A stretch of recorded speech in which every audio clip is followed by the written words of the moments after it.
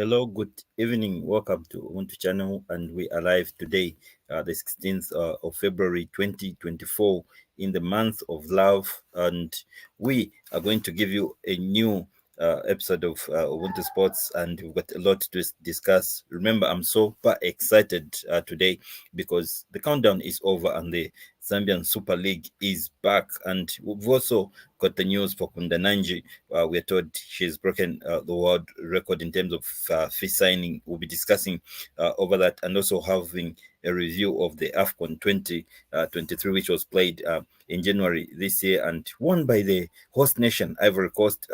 Joined in just to help you understand and analyze the issues that we have. I have Joseph Lungu, who is also a football blogger, and he's there to give you all the news of whatever is happening and give you all the highlights. Good evening, Joseph. Welcome to Ubuntu Sports.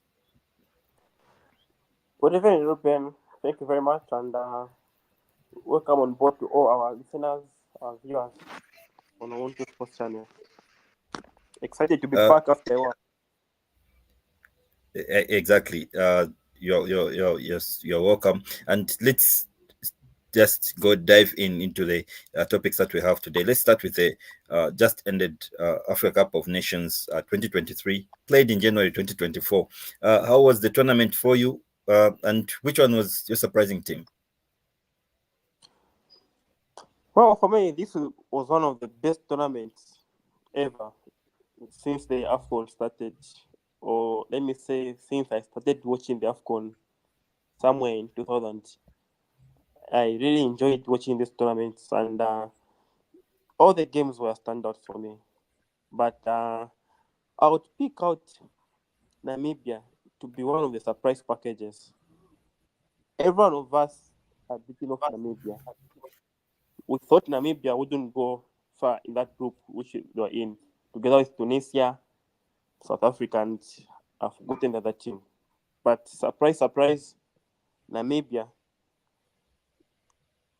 were in the round of 16. So I think Namibia, Cape Verde, those were the standout performers for me. Right. Let's look at also the performance for the Chipolo Polo boys at the just ended Africa Cup of Nations. Just sum it up for us. How was the performance of the of the boys? We came up out in the group stage. Were you satisfied with the performance? Not satisfied. We had a dismal performance as Chipolo Polo boys. A lot was expected from that group of players who play their trade in. A number of those players play their trade in Europe, a few in Tanzania and South Africa. A lot really was expected from those boys, and like they say, the first game usually sets a tone for the tournament, and the boys failed to come to the expectation when they faced Congo DR. That game was a make or break for them. Had they won that game, the momentum, the confidence would have been there going to the second game. So Zambia didn't perform very well. They faced Tanzania. Tanzania is a relatively strong team as well, but we really did expect that would be odds to a 1-1 draw. And then Morocco, definitely, everyone thought Morocco would wipe us by a margin of 3 or 4-0. But it wasn't our tournament. We go back to the drawing board. Come 2025, the AFCON will be in Morocco. We hope the boys will have learned the lessons and they'll perform very well next year. We hope they've learned the lesson, but there's still more to be done because we'll have to go undergo the qualifiers. Mr. Abia, good evening. Welcome to Ubuntu Sports. I just wanted to sum up the AFCON performance for Zambia. Thank you so much, Reuben, and good evening, Joseph, and the viewers. For the AFCON performance for the Chipolo Polo, I think, Reuben, to be honest, it was a very disappointing result for all the three games that we produced. Those results were not expected. Okay, the first game I couldn't understand because DRC has been tough for us for sometimes, for many times. But going into the second game against Tanzania, that game was supposed to be won by Zambia, but unfortunately, we didn't play. It looks like a team which has no system, Reuben. I don't know what Coach Abraham Grant told our boys, but all in all, what I can put up is that Tulimakula, yeah, Bola to leave the boss. To be honest, one, uh, we need to learn from others the way they put business in football. Look at Ivory Coast; they were the finalists in 2012. They were also the quarter finalists in the 2013 Africa Cup of Nations, and they won it in 2015. You see that, and now they have done it again. So it's about consistency. But for us, we are giving ourselves excuse that we have stayed away from this event for 3 times. It's not easy. No. It's about the preparation, how you prepare. So I think it was a disappointing result. I think we need to learn from there. From now and onwards, we need to fill up our socks, Reuben, so that we can, Zambia as a big powerhouse of football coming up in the tournament with 2 points. It was really disappointing, Reuben. Failing to beat Tanzania, failing to beat Morocco, the team that we have been beating. Yes, Morocco is at another level, but the squad that they picked, they couldn't trouble us. They couldn't trouble many. But unfortunately, Zambia has no system of play, and they didn't show that they can win a match. I don't know what the coach told those boys, but all in all, Ruben, yeah, it was unfortunate results for us until we need to be knocked out in the first phase, Ruben. Thanks, Abia.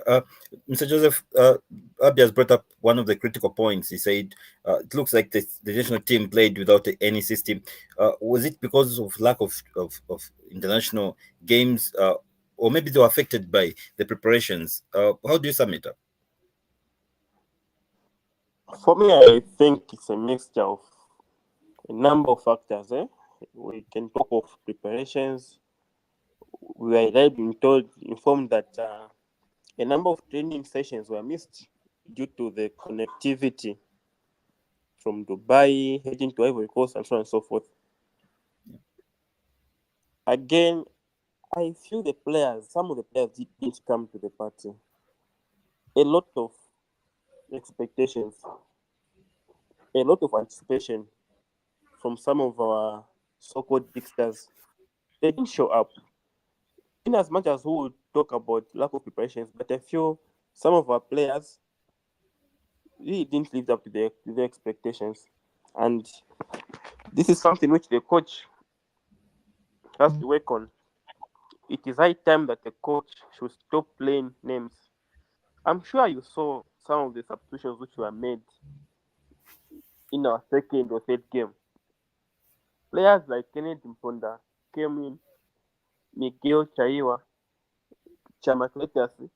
Those were the players who were supposed to have started the game against Congo DR.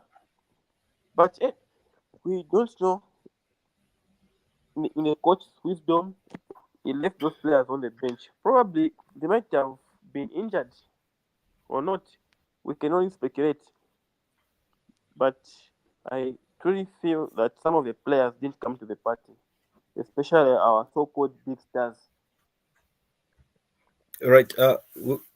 We've seen a lot of nations that, after performing poorly at the Africa Cup of Nations, they've fired their coaches, but not for the Chipolopolo boys. We still have Avram Grant. We saw him also visiting the likes of Patson Daka at Leicester City, just one of the games where he was playing. Mr. Abia, do you think we should keep Avram Grant, or maybe it's time up? Let's try someone else.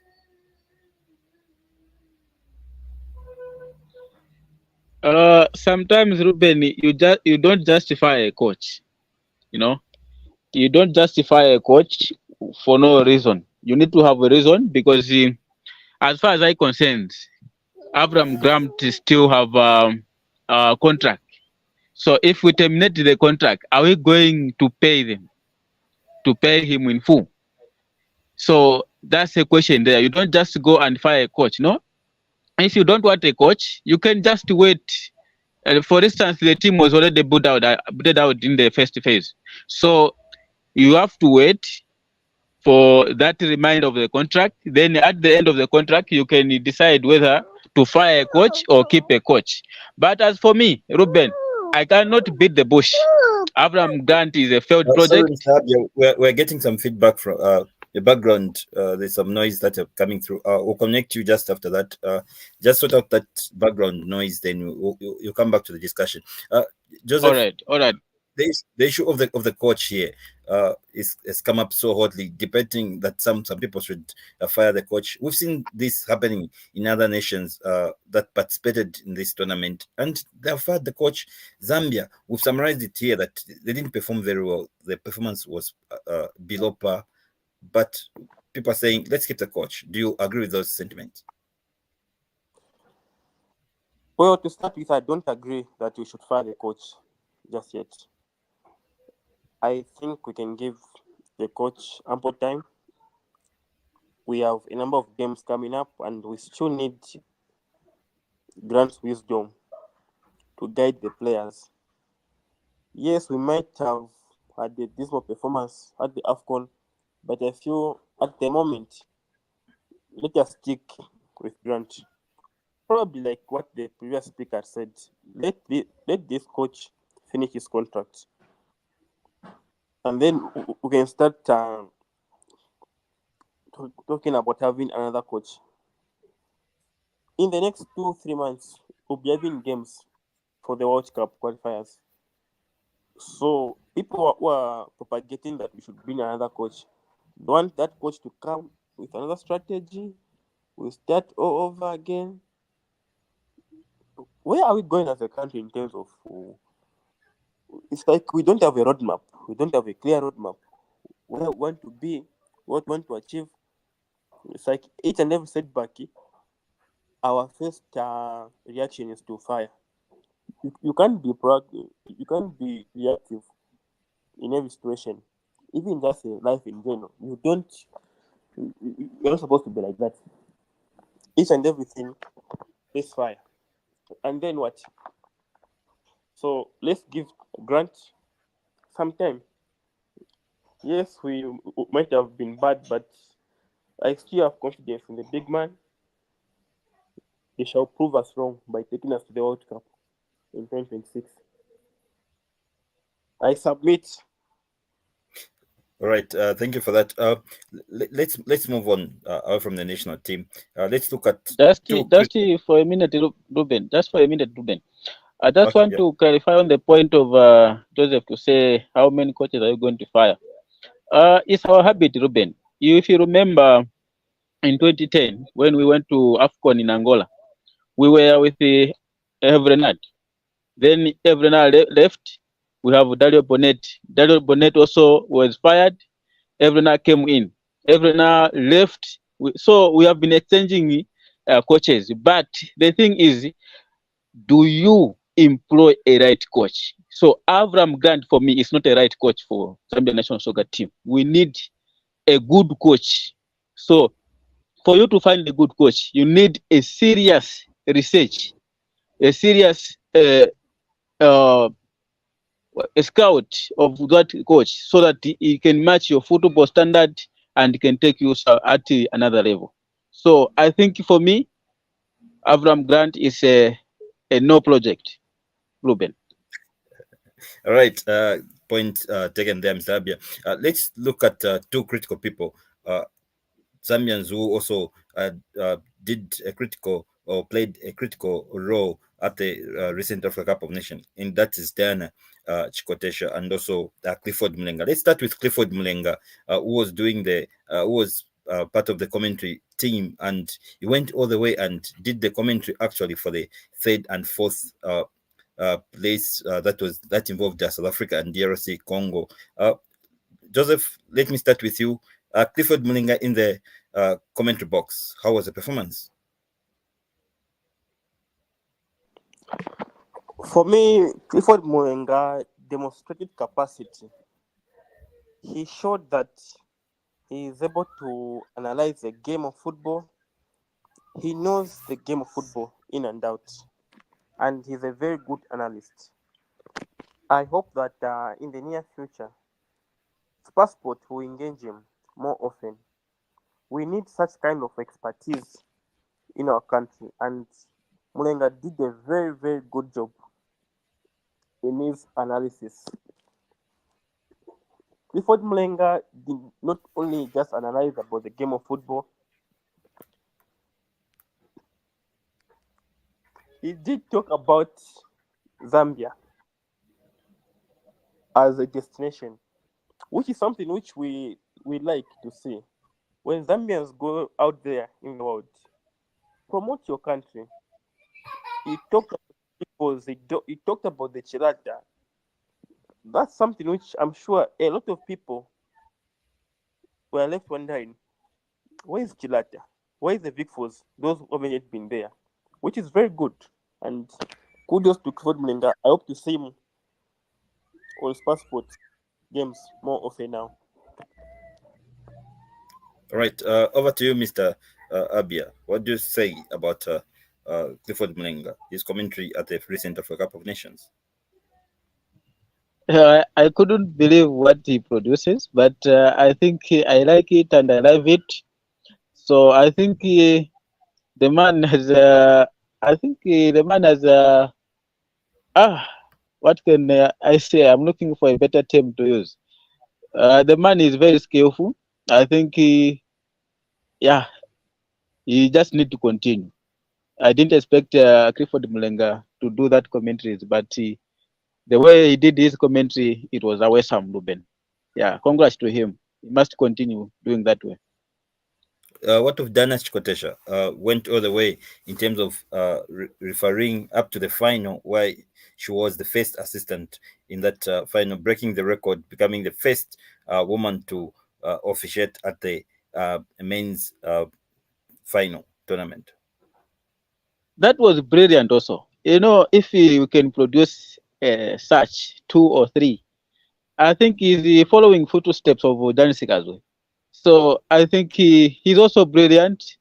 Zambia, we have so many talents, so that I think for Diana, he's really consistent. So he need to continue working hard.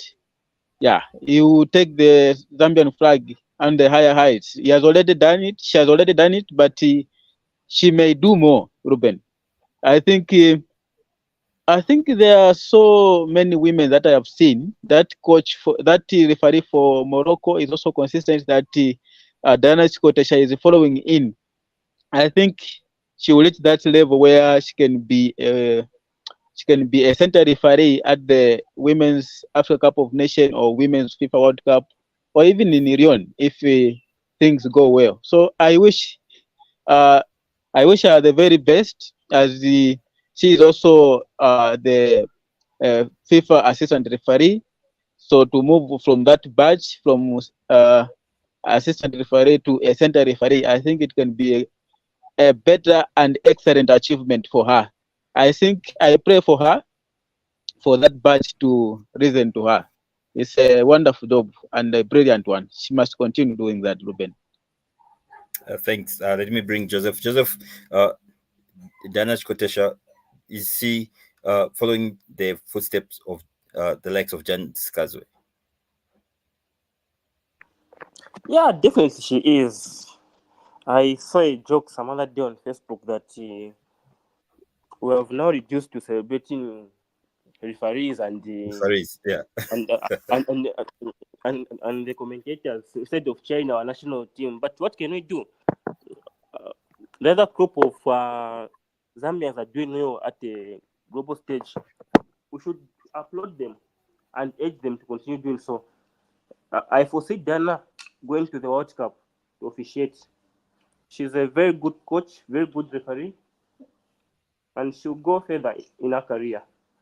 She's actually a lecturer at UNZA. Right. Thanks for that, Joseph, and thank you for that. Let's move on to another breaking news and something that we should be proud of as a country. We're told Bay FC in the USA has signed uh, Kundananji, one of our players in the women's ranks, women national team ranks, one of the ladies that broke the record in terms of speed at the recent FIFA World Cup. Joseph Lungu, is this a good move, or maybe you think should have signed for another better team, maybe the likes of Barcelona or the likes of Chelsea women's team or Manchester or other team, but she's decided to go to the US. Well, Reuben, there's no better opportunity than that. I fully support Kundananji. That was a very brilliant move. Remember, Reuben, football is a very short career, more especially for our female folks. You don't expect a female player, to go on playing up to somewhere 40, like the way Ronaldo is. For now, she's 23. Probably she'll stick around to 28 thereabout and she'll retire. So for me, I feel she has done a very good thing for herself. She'll make some good money. Imagine she'll be getting paid £2 million annually. That's a lot of money. And she has broken the world record as the first African player, be it male or female, to have broken the record. I saw someone was saying, no, in 2002, JJ Okocha broke the record. No, JJ Okocha broke the record as the most African explosive player, not breaking the world record. So kudos to Kundananji, and she has joined in forces with that Nigerian superstar, who is also on Ashwara. that team. Oh, absolutely. So it's like that team, they're trying to build a very strong squad. So I see a number of superstars trekking to USA. It will be like Saudi Arabia very soon. Right. Let me bring Mr. Abia. Mr. Abia, you've seen the news, you've heard the news, and you've watched the news. I want to hear your comments about this big news for Kundananji. Breaking a record for women's world women's Reuben is a brilliant news. It's a good news. But sometimes Reuben, when getting transferred, it's all about money, and also a player should look at am I going to be in the first lineup on the team? Because on Madrid CFF, she almost played many games, but many of them also has to come out from the bench. So it's about game time for her. Then another thing is about how competitive the USA league is. Because in my point of view, Reuben, I was wishing her to join the Italian Serie A or English Premier League, somewhere there, or in the French league. Now she has opted to USA. I will not speak much about USA because I don't know how competitive the league is there. But from the point of view, the players that I have seen at the FIFA World Cup for USA, they are brilliant, Reuben. If those running, they are the same running which are in their league, we can say we are in the safe hands. She's in the safe hands, so that we can see her multiple times playing for our national team. Because we don't want to see where a player is being being given a good salary and a good amount of money in a week, but fail to play for a national team. That one is a 40% loss for a country and a 6% profit for a club. So I think for Kundananji, it's good that she has moved there because she will have a good game time there than at Madrid CFF. I think she also, but I can only urge her to continue his pace of learning The way she's running in the pitch, the way she's dribbling, the way she used to score. If she can add on to that, she cannot spend much season in the USA. Some other European clubs would pay attention to her and admire her. She's still young, Reuben, at 23 years of age. So by reaching 26 or 27, she may come at Chelsea, she may come at Arsenal, or even Manchester City in England, Reuben. So I wish those clubs are the suitors for our girl. But all in all, she has opted for Bay in the USA. I would just say I wish her all the best, especially if she can get a game time there. All right, let's move on. Time is not with us. I'm super excited today because tomorrow the Zambian Super League is back and we continue where we left. It's been a month without the Zambian Super League. We've missed it. And the first game it starts with big names. Napsa Stars is hosting a Cowboy Warriors in a double header. Joseph Lungu, everything will be done at Edwin Mbwela. How do you look at this game? Is Napsa Stars hosting Cowboy Warriors?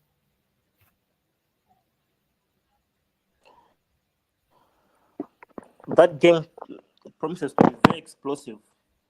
Sky Warriors have signed a number of players, some former international, others emerging players. Napster Stars have made a few changes in their defense department and midfield. So I expect a very, very entertaining game at Edwin Mbwela Stadium. But the way seeing that, I see Cowboy Warriors picking up maximum points.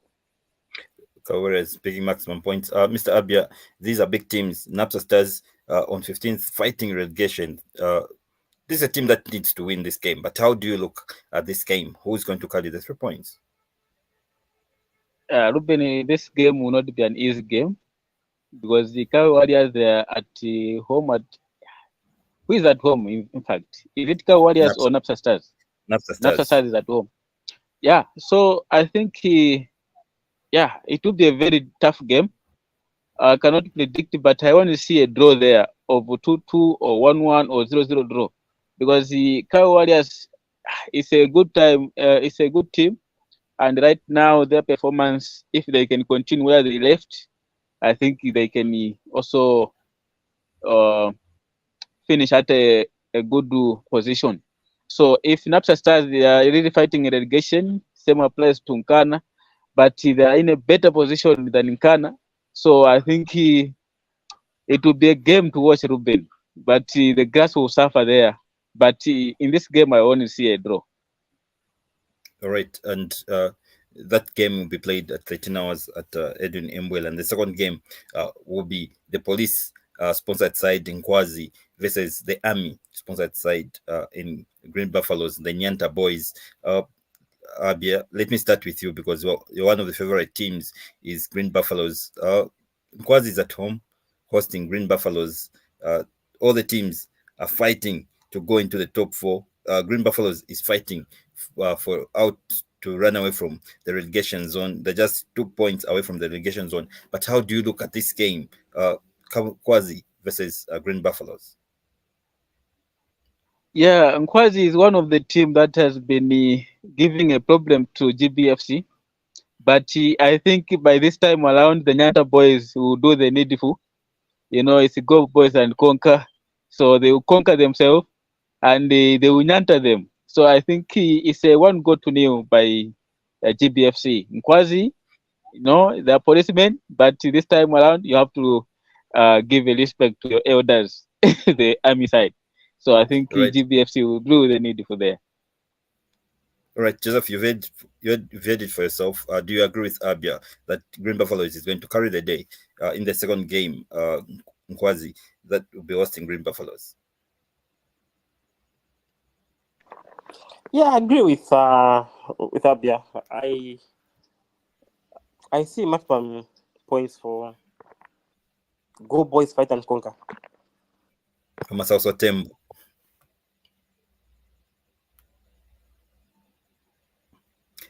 All right, let's move on to another tricky game that will be hosted at Nakambala Stadium. Muza welcoming Nkana. Abia, you predicted that Nkana is going to win 2-1. How did you arrive at that prediction? Tachayodara bora Mahaira Sialiko Mairo. So yeah, the prediction is about 2-1. But what has excited me, Reuben, is that the Sate Kampamba is back at Nkana. You see, and Idris Ilungambombo is also back at Nkana. I think these guys, who has left? It's Water Warrior. We need Water Warrior back. So I think with these boys, they can't let us down. So FC muza balebe bati mukese namulya natulya kale tuleisa kutenga ma 3 points. So it's Nkana getting all the 3 points tomorrow, because we are deeply inside the relegation zone, Bwana. So we can't see the 13-time champions go back to the National League to play Chipata United. No, we have to. We belong to the Zambian Super League, Reuben. So tomorrow we are going to show off FC Muda that we are elders. That's the language I can use, Reuben. Right, Joseph, you've heard it from Mr. Abia. Is going for Nkana win, and this is a team that is fighting relegation. Do you think the addition now of Sate Kampamba and Idris Ilungambombo is going to change Nkana's fortunes this season? For me, I feel Nkana will continue struggling with or without Idris Ilungambombo, as well as this boy Sate. For me, I don't think them collecting maximum points at Nakampala Stadium. This is a game that Musa will rejuvenate and come to the party. So for Nkana, they are in for a massive loss tomorrow. 3-0 right. in favor of Musa.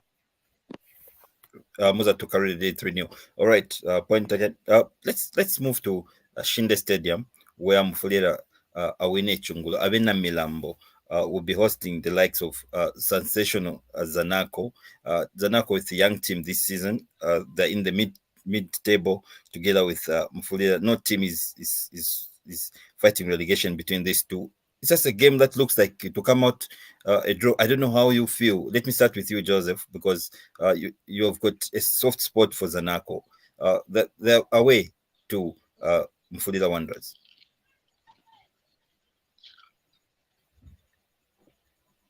First and foremost, have you seen how they have refurbished their stadium?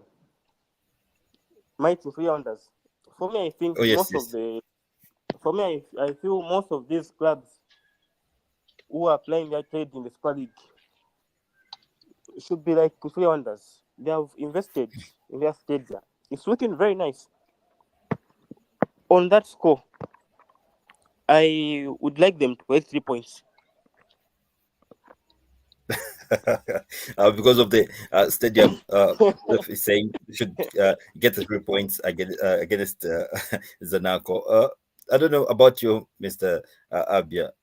Is it true that Mufulira, because of polishing up the stadium, they should get the 3 points? No. I'll not go for that, Reuben. When you polish up for a stadium, it's actually helping both teams, the away side and the home side, to play better game. But coming to Zanaco, Reuben, is that I have watched this team. They were here in Eastern Province for training. But if the game that I watched between Zanaco and Sparta United, though it's a friendly game, Reuben, the guys, yes, they have skilled, but the squad that I saw in the pitch, it's like it was look like a National League side, Reuben, not a Premier League side. I don't know whether they use those players that we sit on the bench. I don't know, because I don't know their first lineup. So I think they were. Watson Nyirenda said that I'm accessing the players because it's the off-season. Yeah, he has a point, but if he can continue where he left in the Premier League, the way I saw it, I think it will be a nice game to watch tomorrow because my team, Florida Wanderers, is not a team to underrate. So if Zanaco will fail to win tomorrow, I think the results will be a draw. I don't see the Shinde guys making up 3 points the way Joseph have said. Yes, I respect his decision, but they are the bankers. They need to respect our money. All right, Mr. Abia saying Free Wanderers won't have any withdraw tomorrow, but to be the position of Zanaco to carry the day. Let's look at the top two teams. That is Zanaco and Red Arrows. Zesco and Red Arrows. Zesco with 39 points. Red Arrows with 38 points. When you look at the fixtures tomorrow, Zesco will be away to Konkola Blades. Konkola, remember, this team has not lost any game since Chambeshi took over that squad, that team, and Trident hosts Red Arrows. For the first time in Penne Stadium, will host a match this season, and the first game, Trident will be hosting Red Arrows. Let's start with a game for Konkola Blades versus Zesco United. Joseph, Zesco, they don't need to drop points because if they do that and Red Arrows win, then they will go second and Red Arrows will go top of the league. It's Konkola Blades versus Zesco United. How do you see this game coming? Well, it will be interesting to see Zesco United playing without Kelvin Kampamba. The guy has been very instrumental for Zesco United. Konkola Blades, they've been on song as well. So we expect an explosive game. But I fancy Zesco to go through. Zesco to collect maximum points tomorrow, on Sunday rather.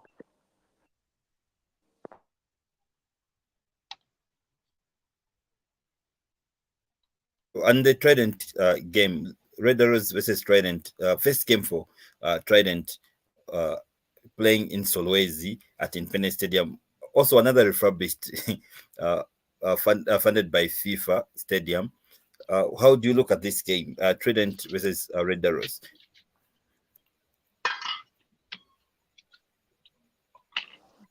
Trident have been bad travelers, so it will be interesting to see how they will perform in Solwezi. If you have followed them, they have been bad travelers. They perform very well in Ndola, but once they just leave Ndola, it's disaster. So Red Arrows has been an average team this season. So I foresee this game to end in a barren draw. Joseph, Red Arrows is calling them an average team, but they're second on the log.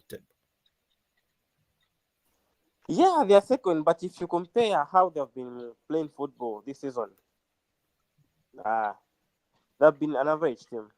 I can't say they've been above average. They've been average. It's just that most of the teams this season haven't really lived to their expectations. All right, Mr. Abia, how do you look at these two games? First one, Konkola Blades hosting Zesco United, and then Trident hosting Red Arrows. Yeah, I think these are the two tough games because both teams, Zanaco, Zesco and the Red Arrows, they are seeking for a first position. They want to go and play CAF Champions League or CAF Confederation Cup. So I think for Konkola Blades, yes, they are good side, but tomorrow they have never lost at home, isn't it? Yeah, but tomorrow they will record a loss. Is it tomorrow on Sunday? They will record a loss. Tomorrow. Yeah. So they will record the loss tomorrow to Zesco. Zesco, they are playing well. So if they can continue where they left, I think tomorrow they can pick up a maximum point. The issue of Trident and Red Arrows is already 3 points for Red Arrows, Reuben. No, I cannot beat about the bush. Trident are not playing well, Reuben. They are not playing well. Maybe they can start at this game between Red Arrows, but I want to see 3 points for Red Arrows. All right, let's talk of the only game that will be on Sunday. Green Eagles rather, in Choma, in Pene Stadium, that is in Choma, will be hosting a team with a new bus, with a new coach, that is Power Dynamos, who are the champions. How do you look at this game, Mr. Abia? Green Eagles, they've also done some signings, and also they've brought back Tapson Kaseva from Kawi Warriors, record to Green Eagles. And we're looking at Power Dynamos, who are the champions. They've brought in a new coach, and now they've also bought just a new bus. How do you look at this game?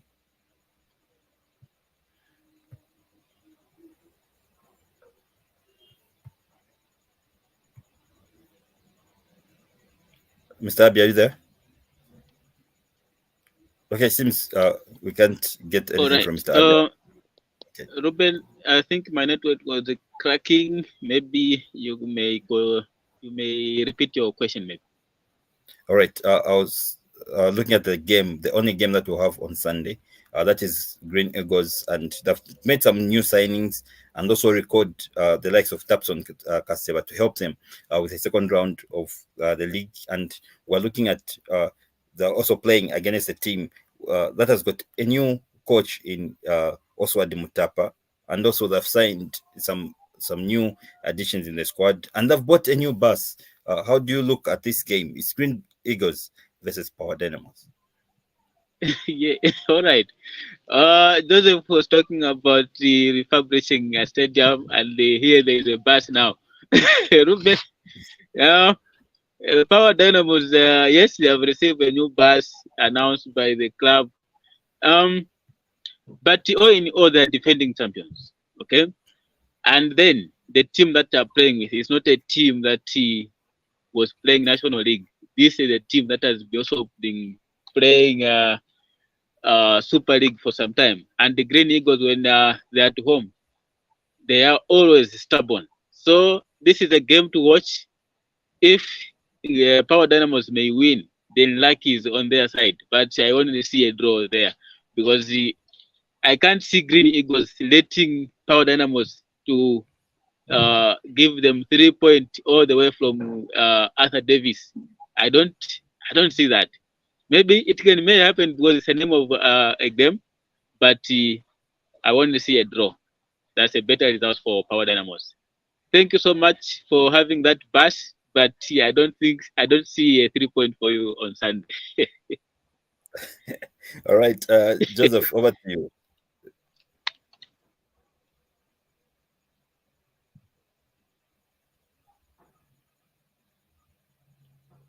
All right, Joseph, over to you. Green Eagles versus Power Dynamos. Are we going to see a win for the new coach in Oswald Mutapa? Powerful Power Dynamos. I see them winning this game. Green Eagles hasn't been impressive this season as well. I remember in the past, Choma Stadium, Musa Stadium, this used to be a fortress to most of the teams. But nowadays, every team can go there and collect some points. And the way Power Dynamos is playing, with the coming in of coach Oswald Mutapa, Green Eagles stand no chance.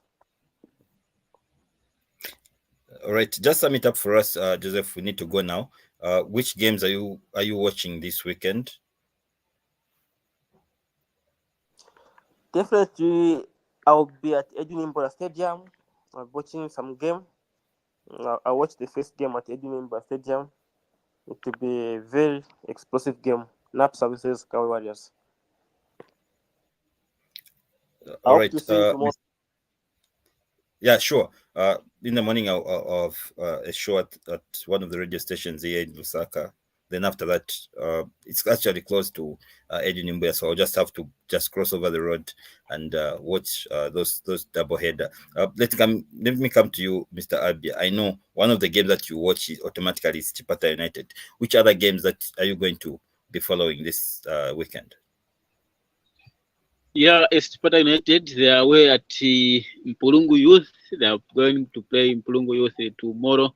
So they are away. So we can't watch them. TV3 Vatitana Tiswanga Tambise. So, but the other teams they will be watched at TV3. So I'll be watching Smiling Kids here in Eastern Super Division 1. It's Smiling Kids versus Mikarire, the Rich Babies. So it will be down at Old Bed Stadium. I think I'll be there to be in attendance to watch the Rich Babies versus this Smiling Kids Academy. It's a game to watch, Reuben, because when these two teams they are in the city, Chipata City, so it will be a game to watch, Reuben. I think I need to see this game. All right. Yeah. Thank you very much, Mr. Abia. Thank you very much, Joseph, for joining me on this day, Friday, and the 16th of February.